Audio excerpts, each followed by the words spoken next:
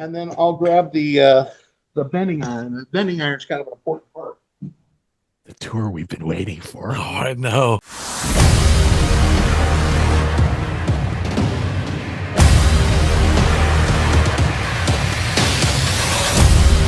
What's up, Hero Stock Nation?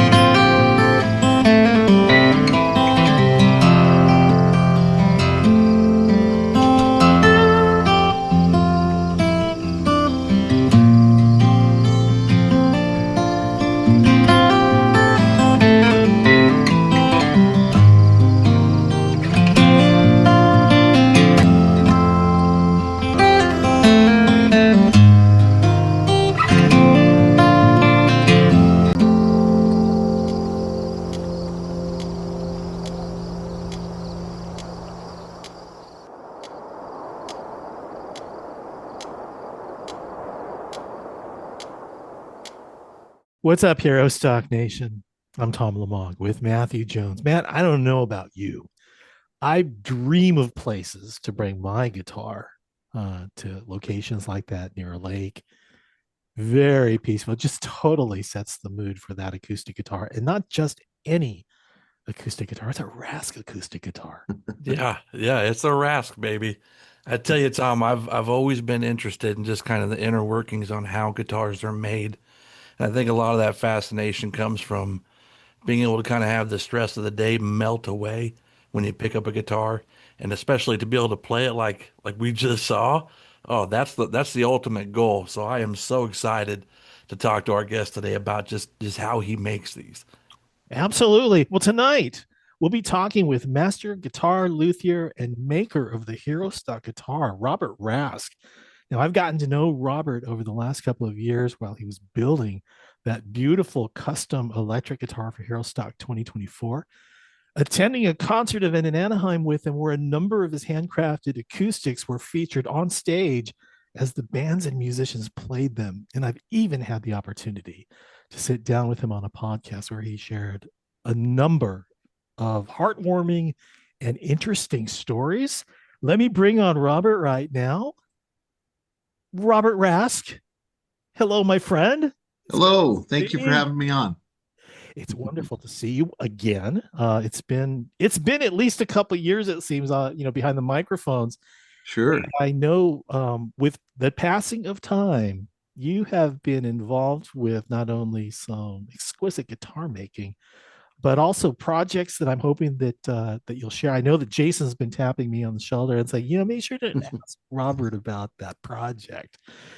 And that was like several months ago. So we've got some questions for you, and we're Sounds great. looking forward to having you talk about them. So, what you been up to? First of all, let's just before we get into the formal questions. Yeah. No, things have been good. I'm really grateful that I get to do what I do. I literally have one of the coolest jobs in the world, and it's just fun. And I get to work with amazing people, and I get to do something that I really love and I'm passionate about. So that's super fun. But yeah, things are just kind of moving along. I mean, new website. That's kind of fun.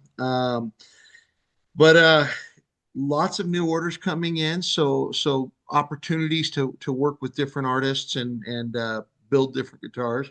And that's really fun because every one of them that I'm doing at this point are handmade by me. I mean, I have an apprentice here that works with me, but I don't have any employees or anything.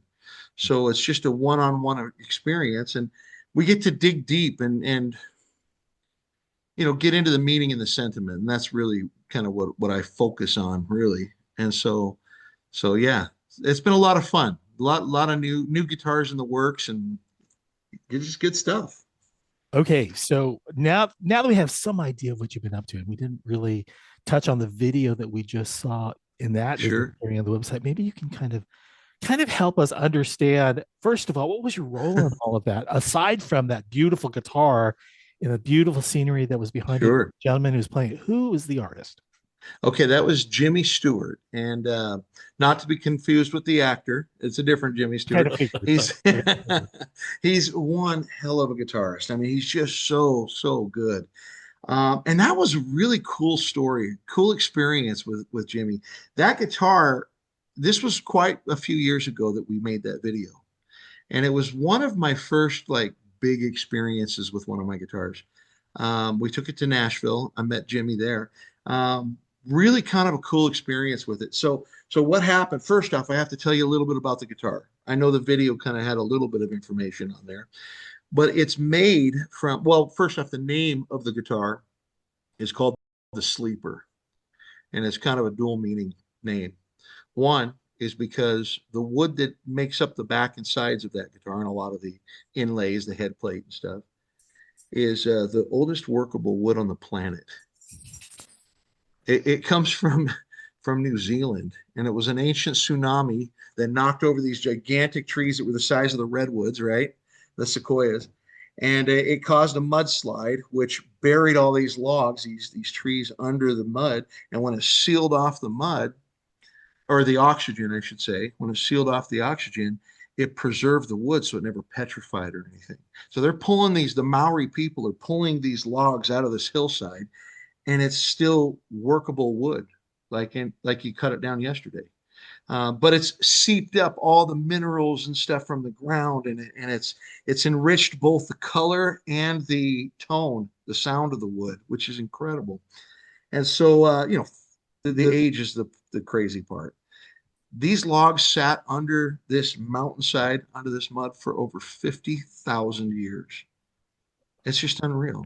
Wow. And so I have enough to build a couple of those guitars. It's really, you can't get it anymore. There's a few boards in the States still, but there was a government change in New Zealand, and they changed the law and said you can't export it anymore. So it's been several years. The only way you can get it is if you buy it from somebody who already has it in the States, but it's not necessarily rare, but it is. The Maori people look at it as sacred. Mhm. And so they don't let it go out. In fact, the only way you can bring ancient cowrie out of New Zealand is a finished artifact made by the Maori people. And so kind of a cool thing. But here's I went and pulled one off of the shelf. I'm going to just kind of do you a little pass by. Yeah. And this is what I would use to make the back. There's actually, two pieces. Right. But the other reason I call it the Sleeper, one was the obvious, sleeping under the mud for 50,000 years. The other is this is about one of the most plain and boring pieces of wood looking at it right now.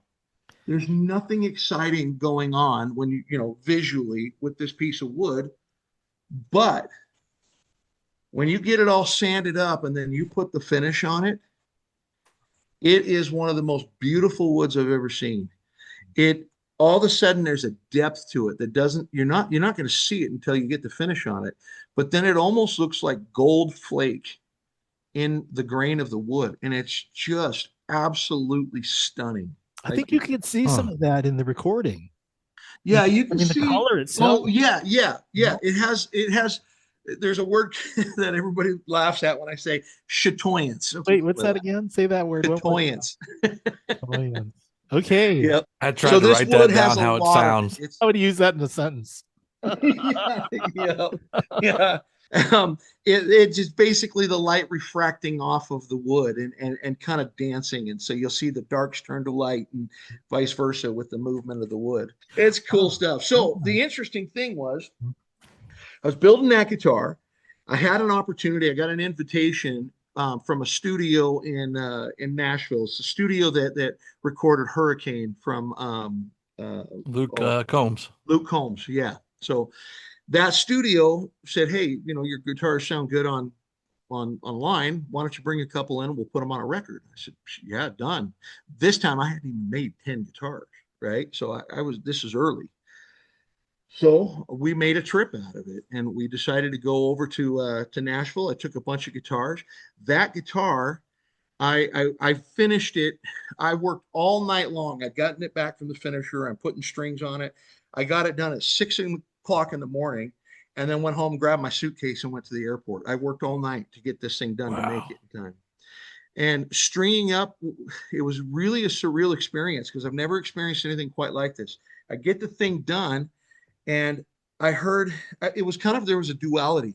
I was extremely elated about one aspect, and I was a little disappointed in another.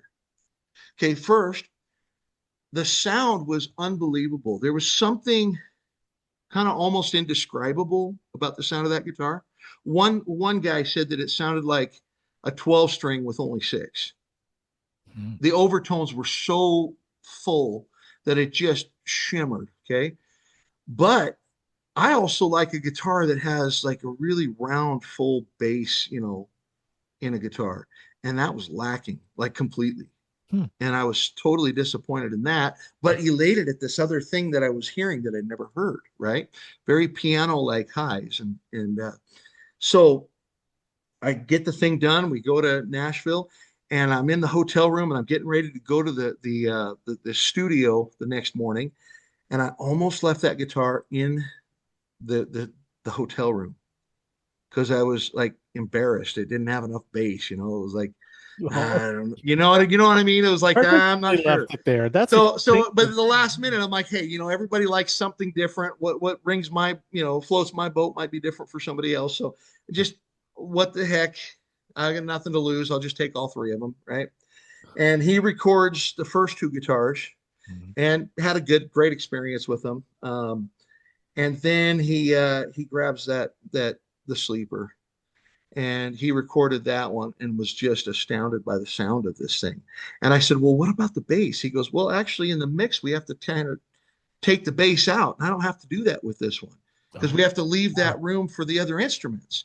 And so it ended up being like one of the best recording guitars ever. And No so, EQ so required is what it sounds like. Yeah. it was crazy. I left it in that studio for the next 3 months, and they did about 30 albums with that guitar, and it was Wow. just really cool. Now, here's the other side of this story. We had I knew I was going to Nashville, and again, I'd only made about 10 guitars at this point, so I wanted to get something to use for social media and maybe get some feedback. And here I am, first time going away from Utah. I'm here in Orem, Utah, and it's my mom likes my guitars, but I have no idea how they compete on the world stage or how other real musicians would like them, right? So this is like my first real outing with them. And so I found a guitar group in Nashville and then just did a post and said, "Hey, Rask Guitars, I'm coming to Nashville. Anybody would like to come, um, you know, check them out. I'd love to get your input. We'll film you and then we'll do a quick little free music video for you." Okay. So we got a hotel room with a living room, moved all the furniture off to the side and set up a little thing with a stool and some cameras and lighting and Mhm. and filmed probably a good 11 different musicians from the Nashville area. Had some really amazing musicians come in to our hotel room to check out these guitars, right? Well, when I put that post out, Jimmy Stewart, I put in the post, "If you're a musician, send me something." I didn't want somebody who didn't really know what they were doing. I wanted good quality musicians. So I was vetting them a little bit. "Send me your music." And I get a message from Jimmy and he sends me something. I'm like, "Oh yeah, he's good enough. Absolutely. Let's get you in." And a couple of days before I was to leave, he says, Hey, what time are you going to be there? I'm trying to plan my trip. I said, trip? What are you talking about? Are you not in Nashville? No, he was 1,000 miles away. He was living in, I don't remember if it was Baltimore or, anyway, he was 1,000 miles away and he was going to drive down. And I said, Jimmy, why would you drive 1,000 miles to play a couple of guitars? Like it didn't make sense to me, right? And he says, I've been following you with the building of this sleeper. And he says, and I can tell that what you're doing is really special and I want to be a part of it. And I was just blown away. I was floored. And then he says, well, and he says, I actually wrote a song for that guitar. And I said, what? You know? And he says, yeah, I wrote a song that's inspired by what you're doing with that guitar. And I want to record it on that guitar. And so we did. In fact, we did it in the hotel room. We did some of that, but then we literally said, let's make a music video. We had a day planned for doing something like that anyway. So we just said, you've driven this way, we've come this way. Let's make it a little more than just sitting in a hotel room. So we went out and found this lake and we filmed that music video with Jimmy on a song that he wrote for a guitar that he found inspiration in. And I'll be eternally grateful for that, for what that gift that he gave to me, That's quite a Oh, gift. that's awesome. That's like, and you're only 10 guitars deep. This is all. Yeah, I wasn't even quite to 10 yet. Yeah. I was probably like 6, 7, somewhere around there. So how Six, deep seven. how deep are you now? That was. I put strings on 39 guitars, but I have probably another dozen that are like really close to putting strings on. They'll come in waves. Like I'll get a batch of them done, and then it'll be a long period of time, and then I'll do another batch. So I got another dozen guitars that are about to get strung up. Nice. So not many. Aside from the introduction that we've given so far, which is Master Guitar Luthier, you are the one who dreamt up, designed, built, and even donated the guitar to Hero Stock in 2024. Sure. It was awarded to one of our veterans. But aside from that, and what I know about you, it would be more interesting coming from you. So what would you like the folks to know about you? Well, that guitar was super fun. I was super honored to be able to make that for Hero Stock. And I would say, first off, the reason why I'm honored is because I never did serve in the military. But I have a deep affinity and respect and appreciation for those who do. And I'm not going to get emotional. When I had the opportunity to do that, it was like, oh, that's my heart right there. I mean, now I get to pour a piece of me into something that I care very deeply about. And so that was why it meant something to me. I wanted to give back. I mean, I feel this deep gratitude. So I wanted to do something to express that. And so I knew it was going to be something special, but it was an interesting path, like the inspiration that came along the way. It was really fun. It was a fun guitar. There were a lot of other hands that touched it before it to that person. Can you talk a little bit about who was it that actually got to touch it before it made its way to Ashland? Yeah, that was fun. We had an opportunity to put it into the hands of Colin Ray, and he had. I'm close friends with his lead guitarist, and so he called me, and he actually played right here in Orem. There's a venue that's real close to us, and so he called me and told me he was coming. So they invited me over, and I got to take some guitars backstage. And what was cool is he played that guitar. Eric Halbig is the guitarist for Colin Ray, and Eric played that guitar for that concert, and they did "Proud to Be an American." And it was so cool. It was so cool to watch Colin Ray singing to this guitar. That was cool. So then I got a picture of Colin holding it backstage afterward. And then I had, we had another event that some friends of mine are a part of, and they do this really cool Millennium All Stars. They bring former members of a lot of different bands that you guys have heard of, and they do a few songs from each of those bands with, like, the former guitarist of. So we had, I think that night we had guys from Puddle of Mud. We had Nathan December from he played in REM for a while, but he was also in the Goo Goo Dolls. And then we had let's see, Jared Bettis was there from One Republic. Um, Kenny Harris from Panic at the Disco. Boy, I can't remember all of them. There was a bunch though. You're naming Oh, all the Kevin bands I Cadigan. listen to, bud. Oh my God. Yeah, seriously, yeah, it was so cool. So yeah, Kevin Cadigan from Third Eye Blind, Murphy Cargus from Sugar Ray, There and was a so tribute too, right? what's that? There was a tribute to one of the artists who had passed as well too. Yes, yes. Charlie Colleen, he was the founding member of Train. He was the bassist, but he was more of a guitarist and wrote songs on guitar. And he was a close friend of mine. He was the one that introduced me to that group. That's how I got to know all those guys. Wow. And I had made a guitar for him, a trip. Well, he ordered a guitar from me, and then had a heart attack and died while I was halfway done with it. And so I finished it in tribute to Charlie. So that was they were doing a little bit of a tribute to him that night. It was It was on cool to stage, have that. right? It was on stage. Yeah, it was. And in fact, I think it was the night before that. I don't remember the if that was the same time that we did his memorial service or not, but we did do a tribute to him that night. Mhm. I was there. I remember. It was a It was so fun. phenomenal evening, and to know It that was. your guitars were featured on stage with the musicians made it that much more special as well. What an honor! Oh, thank you. Hey, I get to hold it too, by the way. I got to hold that guitar. Actually, Yeah. you handed a whole bunch of here. Hold this, play this, hold this, play that. It's kind of oh yeah. Yep. That was a fun night. Wonderful evening. Yeah. And I appreciate your help that night. Oh, my pleasure. Anytime. For sure. You talk about the different woods.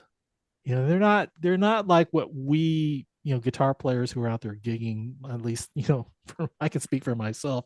I'm going with what I can, say, I like the sound of this and not really touch the ones that are with the exotic woods and all, although Sure. in those moments.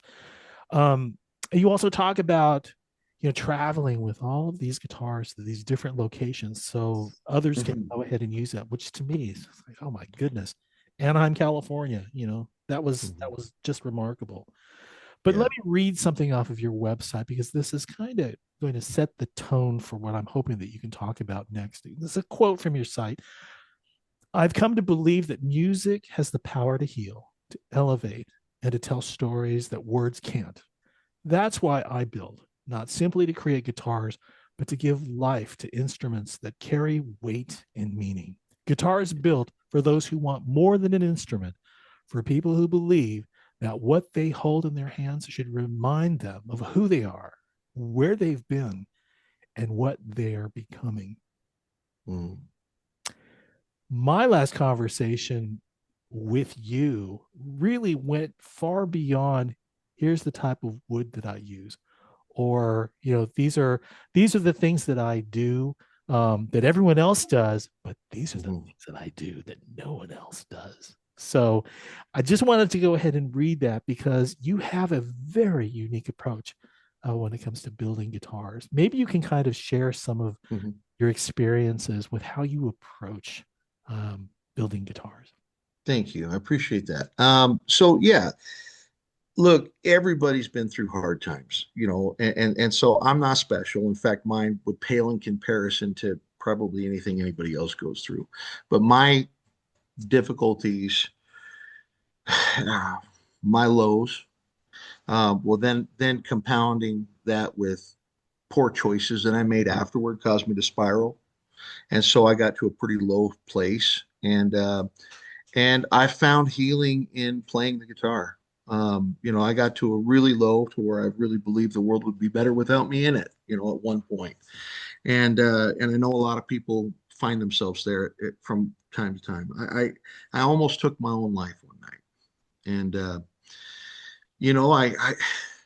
you get to the point where you just need the pain to end, or you feel like, truly believe that your family or the world will be better without you in it, and you get to a desperation, right?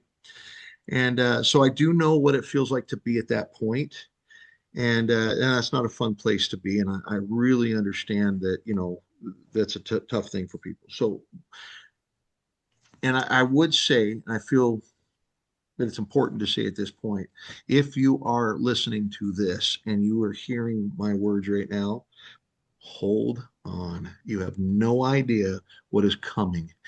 And if you go through with your plans, you have no idea what you're forfeiting, what you're walking away from. Okay.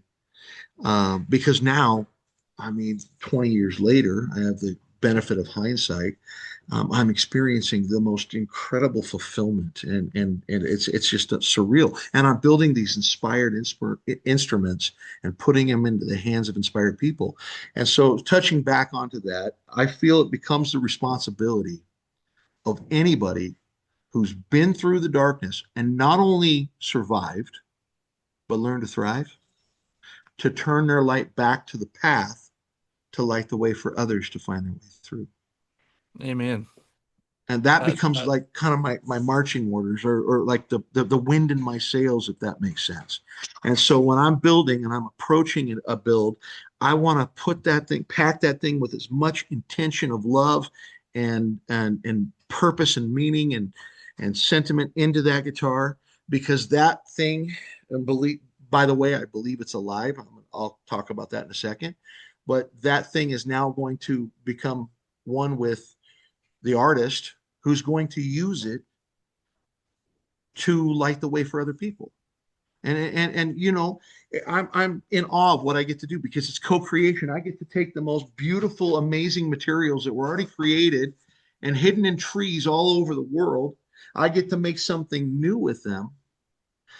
And that's a co-creation thing with a higher power. And then I get to hand it to somebody who uses it to do something even more impactful and more, meaningful. They get to create the power of music, which can lift and heal and inspire, and literally, in some cases, save lives like it did mine.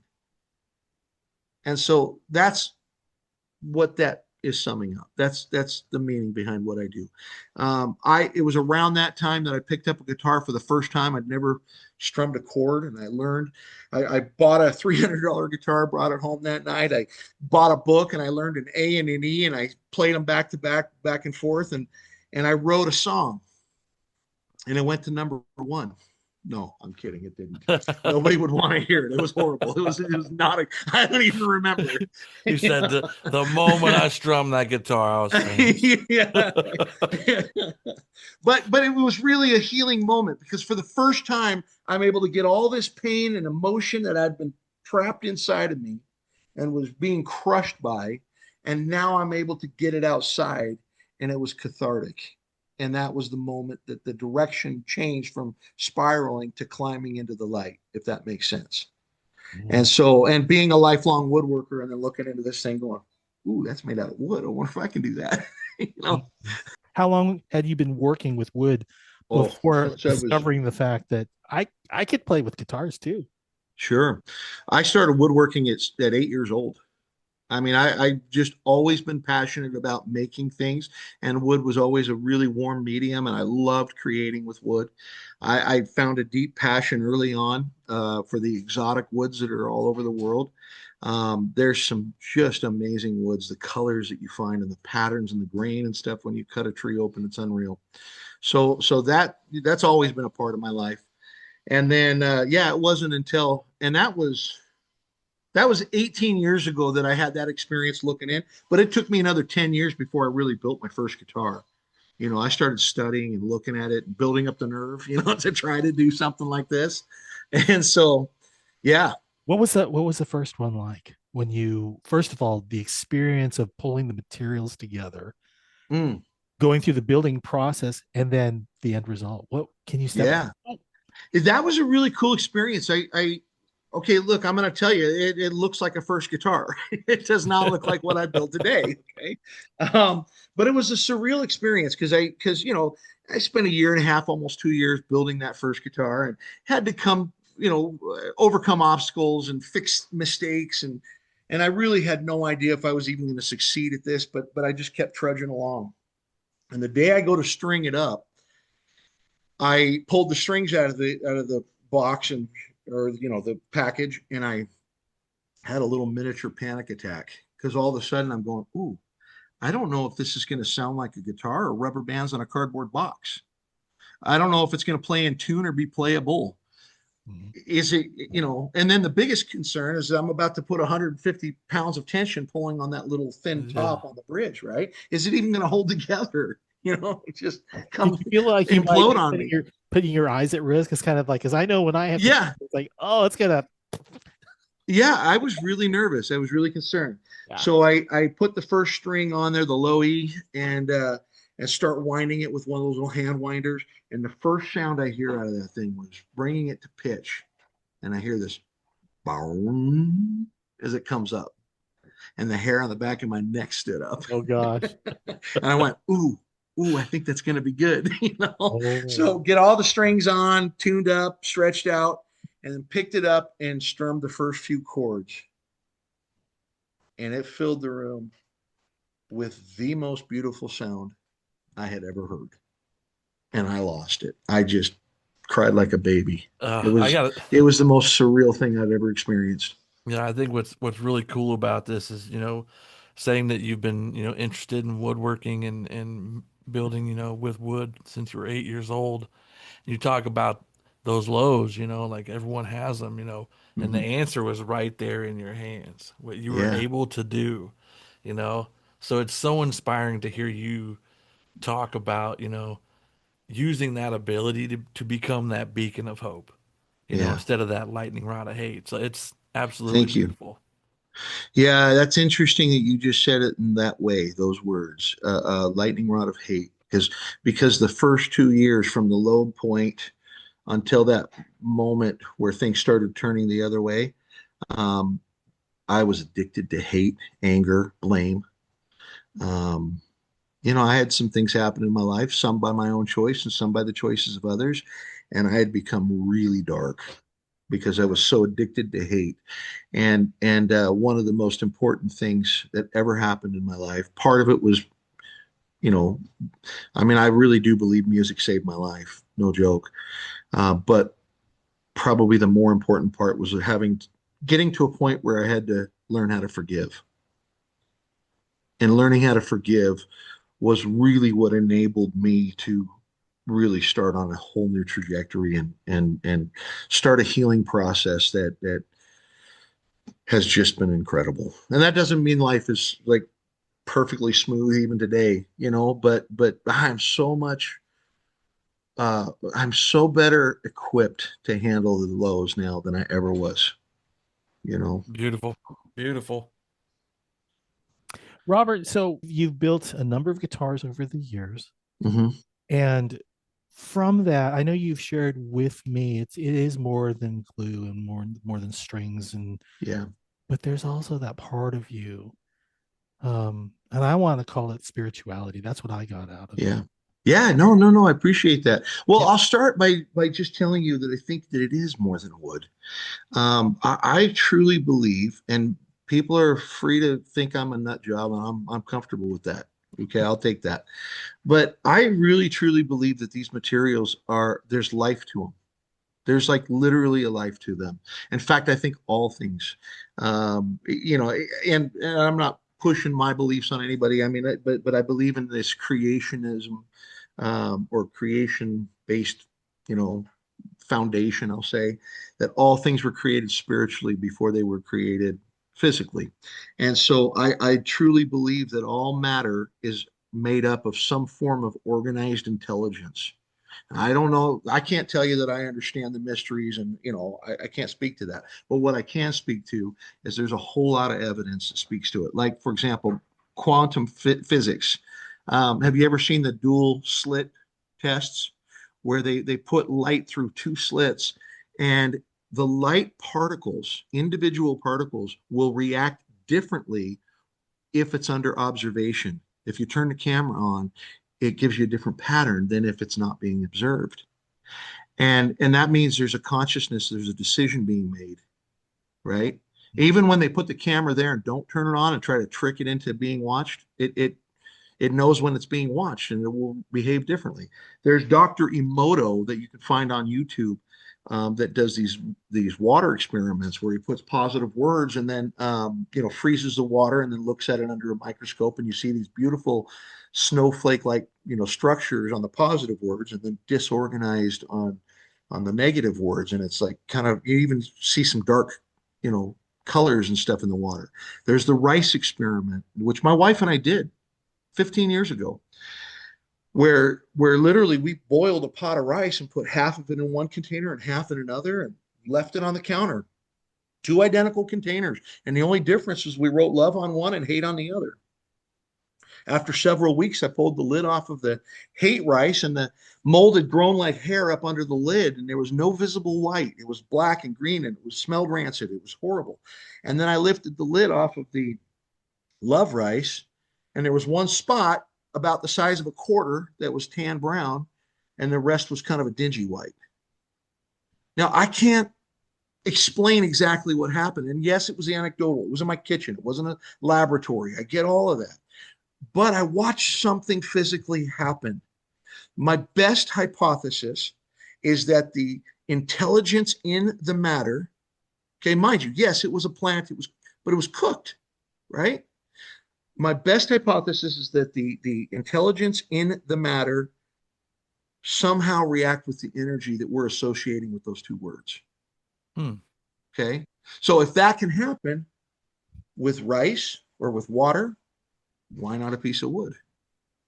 So every time I go to glue two pieces of wood together, I'll sand them, I'll prep them, I'll get the glue bottle out, I'll get the clamps out, and then I'll grab a pencil and I'll write what I call love notes into the guitar.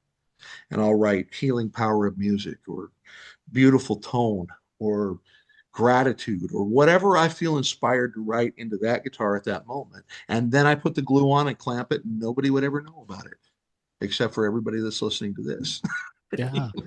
This is the story that you shared with me that led into the ukulele that you were working, or ukulele. Yeah, great. So early on, this was like 5 years ago, I decided to build this ukulele. And I might need to do a little visual if you're good with it.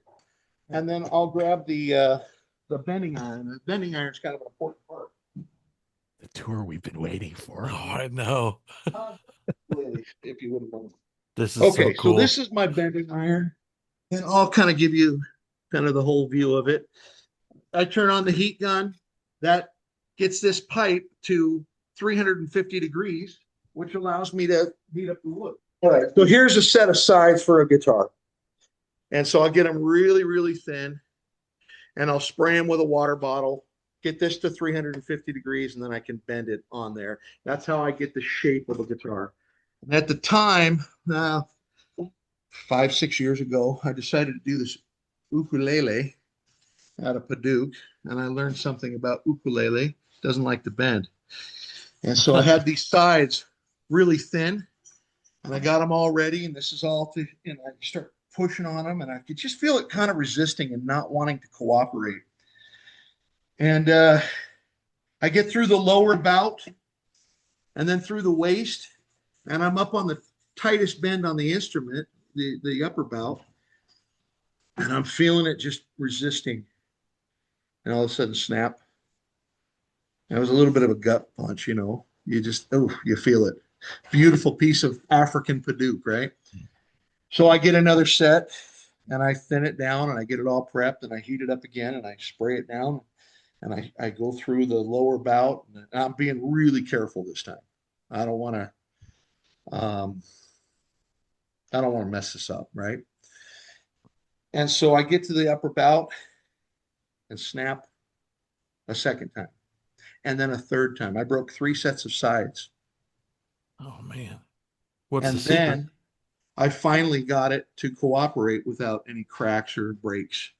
And it finally cooperated. And there was only one thing that I did differently. And again, I'm okay with people thinking I'm nuts.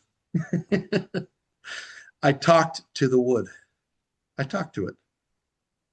And so I come into my shop on another day. I'm kind of reset a little bit. I had a now the fourth set of sides that I sprayed down and got ready. I got them all wet. I got this up to the thing. And as I go to push it together, push it against this pipe for the first time, it was really surreal because as I touched it to this hot wood, there was a puff of steam that came out. And it almost was as if it was screaming in pain as this wood kind of hissed at me as I pressed it to there. And by the way, I'd put some ukulele music on in the shop because I can't help but smile when you're listening to ukulele music. So I put some ukulele music on and I start bending it. And I said, look, I know this sucks right now. It's hot. It hurts. I'm stretching you in ways that you don't want to be stretched right now. But hang in there. Work with me. Trust me. Do you hear that sound? When I'm done with you, I'm going to turn you into something that you can't even possibly imagine. When I'm done with you, you're going to sing just like that. And you're going to bring light into the world and you're going to lift people. Trust me. Work with me. And I did. And I was able to bend this very ukulele, which I still owe to it, that I have to finish it. So I'm about to actually after 6 years. And so it worked. And I'm a little slow on the uptake. I didn't make the connection until years later. Oh, Robert, so let me ask you this. I know that the guitars that you make, they are custom built for the owners who come to you saying, can you build me one? Yeah. How do they describe what it is that they're looking for? And does it go deeper than just, I want it to feel right or play sound good? They come in a variety of ways, and it's really a fun process because every one of them is different. There are common threads. I can be I have one client that just says, what's your favorite combination tone wise? And I said, Honduran and rosewood with Sinker redwood. He goes, okay, cool, build me that. And I said, well, I've got this inlay that I do that's a sacred inlay inside the guitar, and that's kind of the heart of the guitar. So I need to know what's the most important thing for you so I can come up with something. And he goes, oh, no. You're the artist. You do what you just build me something beautiful. And that was a fun one because I got to just unleash and just go for it. And it's one of my favorite guitars I've ever built to this day. And he happened to be a radio talk show host for a very big radio program, nationally syndicated. And so I put one of those old time microphones, silver microphones, as the heart inlay for his. It was really cool. Oh, nice. And so that was really fun. But it can be as hands off as that. And I have other times where people come in and they actually want to be a little taste of the process. So they come in, while I'm working on it. And sometimes I'll have them clamp this or glue that or cut that, and they get to be a part of it. They're writing love notes into their own guitar, and making the first cuts into their neck and things like that.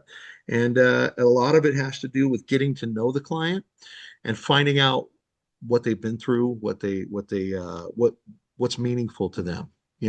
Like how can we make this something that's going to really, really connect and mean something to them? So just last week we had Greg Camp in here. He was the original guitarist and sole songwriter for Smash Mouth. So everybody's heard those songs, right? And he's the one that wrote them. And he's such a stud. He's become a really good friend of mine. And he's doing the bog oak, which is 5,000-year-old, bog oak. It's amazing. He had a tree outside of his studio in Nashville that it's like a Civil War era tree. It's been around since, pre-Civil War, and it's pretty famous. There's not a lot of this species left anymore. It's a certain specific oak tree. And so a lot of people come by and take pictures of it all the time. And it's kind of a well-known, tree. And it's beautiful. It's a huge tree. And so he found a branch that had fallen off and had been rotting on the ground for quite a while, and brought it to me and goes, can you incorporate this into my guitar? I said, I don't know. Let's see. I cut it open and I'm literally cutting through bugs. I mean, it was gooey and gross. So I sliced this piece of wood up and it's got bug holes through it. I cleaned all the bugs out the best I could and then threw it in the freezer, Ziploc bag for 3 months to try to kill anything else that might be alive, right? And I'm like, how am I going to use this thing? It's like all punky and like, like falling apart almost, right? So we sliced it up into thin slices, and then I kind of segmented it around, and I made this rosette. Oh, Whoa. And look at so that. that's a Civil War tree. And Wow. all that black in there is all from the Oh, That is like awesome. spalting and stuff that was in the tree. It was just super cool. So it could be something like that. Oh, you're gonna love this one. In the Hero stock guitar, we used a piece of wreckage from an A10 Warthog that crashed in Arizona. That was really cool. That was a neat experience. Greg came into my shop last week, and he asked me, "Have you ever worked with glass?" No, why? What are you thinking? And he told me this beautiful story where he, right after 9/11, Smash Mouth went down to New York and did a concert at a local venue to play to the first responders to kind of lift their spirits, right? And it was kind of a surreal experience. He was playing to a lot of not just the first responders, but families who had lost people, right? And they're there, and it was kind of the surreal thing. And then sometime after that, they knew the fire chief in New York. And even though the ground zero was kind of blocked off and like not open to the public at that point, this fire chief walked him and a couple band members and a couple friends down into the holes, right? And he said it was the most surreal thing because they're down there, and they're all having conversation. There's jackhammering and working and stuff, and then every once in a while, it would just go dead silent, and everybody would stop and look, and that was when they were bringing another body out, and it affected him for the rest of his life. I mean, it really impacted him. He says he still to this day has that smell of death in his nose that he can't get rid of. And while he was there, one of his closest friends, who literally just passed away a few weeks ago, reached down and picked up a little piece of glass. It was from the trade center. And he says, "Can you put this into my guitar?" And I said, "What if we were to put a hole through the headstock and make a window through that to represent, that event?" And he got emotional. He says, "You can do that?" And so, yeah, we can do that. So this is the piece of glass from the World Trade Center, and it's thick, it's big, it's gonna go all the way through the headstock. And what's crazy, I mean, I don't know how well you can see it, but there's still dirt yeah. in there. And so, yeah, I got the glass artist for Disney that's gonna come and cut this up for me so I can put it into his guitar. So can I Yeah, ask you? I know we're coming up on the top of the hour here. I just am curious about some of the guitars that I've seen you post online, sure. and it's kind of like, but wait, what's the story behind it? Any chance you can share one or two of the guitars Sure. you built, and maybe you can give us a little story behind it? Yeah, this one right here is the very first nylon string that I've ever built. Has no strings right now because we're just getting ready to put the finish on. Tonight, actually, after this, I'm doing the final sanding and then masking it off so that we can put it in the booth. This one's really fun. What's really cool is if you look really really close at those rings around the rosette, Yeah. that's sand from different beaches from all over the What? world. So this Oh, darker one yeah. is a beach where he baptized his daughter. This ring is a beach in Hawaii where he and his family went on a surf trip together. Okay. Then as you turn it around, the sand that this No. guy's standing on, that's from a beach in Costa Rica. No, no, Peru, where the longest continual wave in the world is, right? And this crushed coral from Hawaii, and then this piece of Port Orford cedar, that little what makes up the surfboard, is actually a leftover chunk of wood from the surfboard that he and his sons made together. Oh, And so, That's that was yeah, super fun. so was definitely that can. sea turtles for inlays? Yeah, yeah. On there, we've got Oh some my gosh. abalone honu, sea Oh, turtles, and yes, this first slotted, headstock because it's the first nylon string. And then what's really cool, I'm going to pop this neck off because it'll be easier to show you this. The heel cap, this part right here that goes on here. He comes in one night and says, hey, let's just do a piece of bog oak, which is what we used for the fretboard. And just, that's a really easy thing. It's the last piece of woodwork, and then we can get ready to finish it. And I get ready to cut it, and I'm like, wait, hold on. Nope, that's not it. We can't use that. And he almost got a little frustrated with me. He's like, oh, come on, we're so close. 10 minutes and we can be like, sanding this thing and we can get a finish on it. And I'm like, no, there's something more that needs to go on there. We need to do some kind of an inlay or something. And he says, well, what are you thinking? And then really quickly, I had this process that went through my mind. I thought, well, we got this beach surf theme.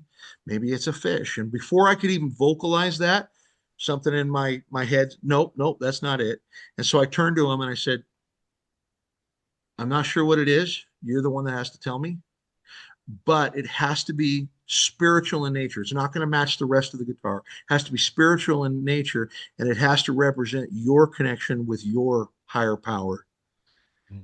And then he stopped and got quiet and he goes, I know what it is. And he had this crushed granite that was left over from the building that he and his wife were married in. And what? so the building right there that you see, that granite is actually left over from that building.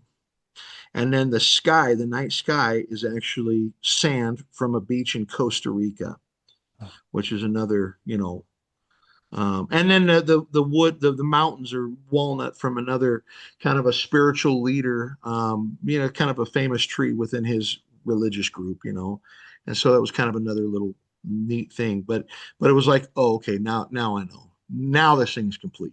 And what was cool about it, that's his heart, right? Or oh, well, this is the heel block. And when you're playing the guitar, that's pointed directly at your heart.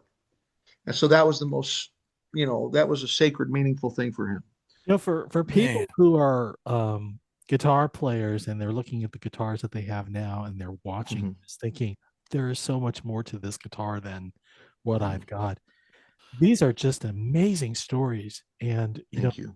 to be able to say to own one and to point at all the different things that make it so personable and so important to that individual. Yeah.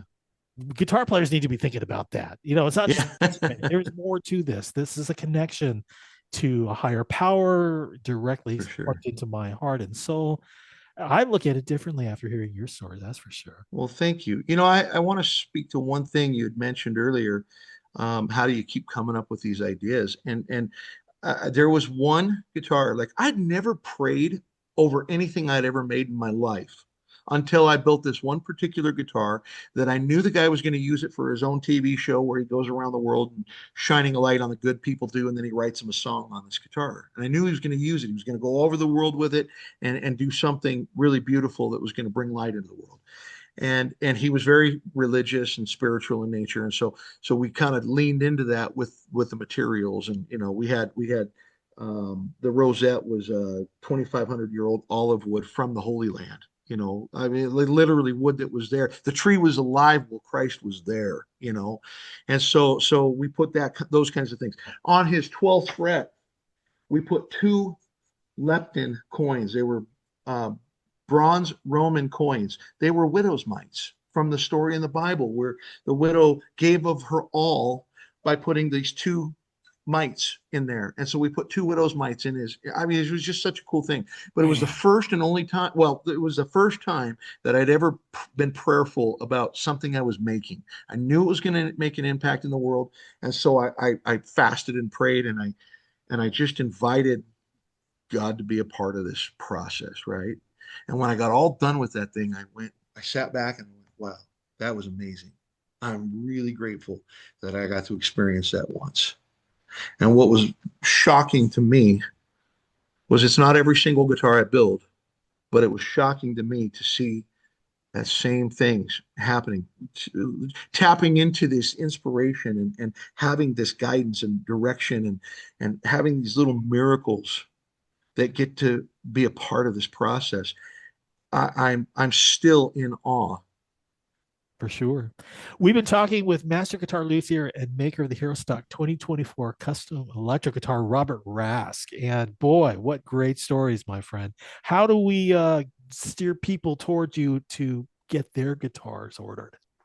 Rask Guitars, Rask. You can find me on any of the socials. I'm on Instagram and Facebook and YouTube, and I've got raskguitars.com. So you can find me anyway. We'll be happy to share that information too. We've got Thank you. contact information too. When we come back, Matt and I will tell you about some of the exciting events coming up in the month of November, including Military Appreciation Nights featuring hockey, a nationwide virtual guitar song circle, and a couple of automobile auctions that you'll not want to miss right after the break.